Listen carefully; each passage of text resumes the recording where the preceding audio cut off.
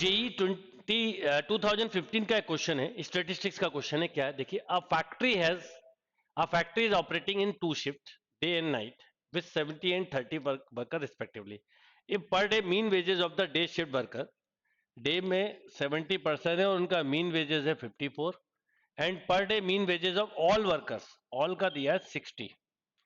The per day per day mean wages of the night shift worker, मतलब आपको night shift की बतानी है। तो काफी सिंपल हो गया, 70 है और 54 रुपीज मिलते हैं। मान लो इधर एक्स रुपीज है और एम्प्लॉयज है 30 और एवरेज ओवरऑल का 100 इंटू 60 है।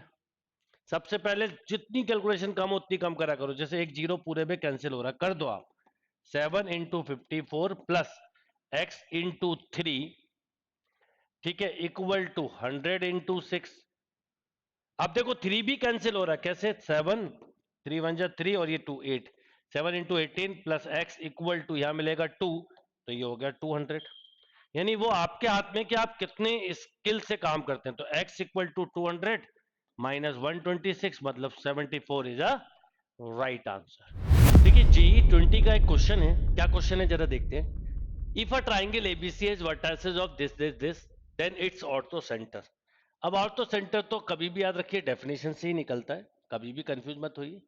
एक एबीसी ट्राइंगल दिया, ए के कोऑर्डिनेट है -1 7, बी के हैं -7 1 और सी के हैं 5 -5। अब ऑर्थो सेंटर को आप ऑप्शन से भी कर सकते हो।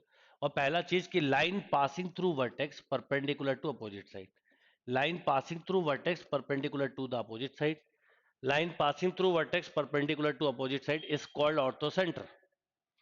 अब आप इसका अगर मैं आपसे पूछूं कि स्लोप कितना, तो आप बोलते हैं -5 -1 अपॉन 5 + 7 मतलब -6 अपॉन 12 मतलब -1/2। तो इस लाइन का स्लोप हो गया 2, तो इक्वेशन हो जाएगी y - 7 equal to 2 into x plus 1, या y - 7 इक्वल टू 2x + 2, या 2x - y plus 9 equal to 0। सबसे पहले तो इसको कौन कौन से ऑप्शन सेटिस्फाई कर रहे हैं वो देख लो। जैसे अगर मैं देखूं तो ऑप्शन 1 बी ये तो कर रहा है, कैसे?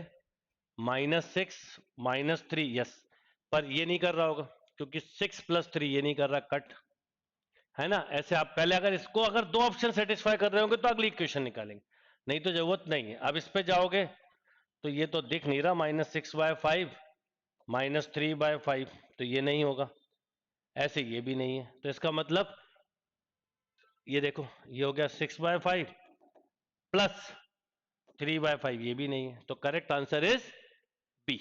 Is that clear?